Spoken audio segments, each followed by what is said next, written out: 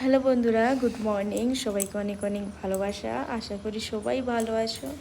আমি আজকে খুব সকাল সকাল উঠে পড়েছি।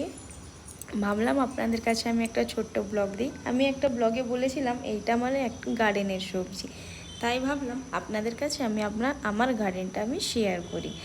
স্যার, এই গার্ডেনের যত্নটা নেই আমার শাশুড়ি মা এবং আমার হাজব্যান্ড।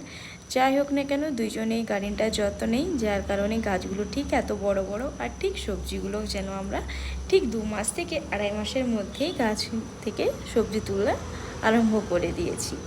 আর আজকের ওয়েদারটা তো এতটাই সুন্দর, কি মেঘলা আকাশ, ঠান্ডা ওয়েদার, খুবই সুন্দর যেন। সাথে আমার ভেন্ডি গাছগুলো তো এত বড় বড় হয়ে গেছে কি বলবো। আর সাথে আমার কুঁদরি গাছে কুঁদরি, বেগুন গাছে বেগুন হয়েছে। সাথে আমার ঝিঙ্গেগুলোকে দেখো, ঝিঙ্গেগুলোকে দেখলে তো মনটা একদমই খুশ হয়ে যায়। আমি যখনই যাই আমি সবার আগে আমার এই ঝিঙ্গেগুলোকে দেখি, মানে ঝিঙ্গেগুলো এক হাতের থেকেও বড় বড় হয়।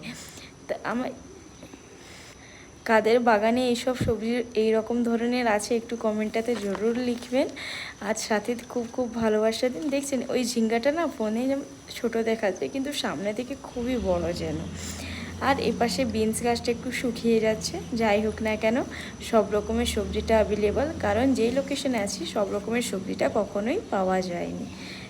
এদের যত্নের কারণে 2 থেকে 2.5 মাসের মধ্যে আমার গার্ডেনে সবজি হয়েছে। আমরা সবজি এখন ভরপুর পাচ্ছি। তাই আজকের জন্য আমরা টাটা, বাই বাই, সবাই ভালো থাকুন।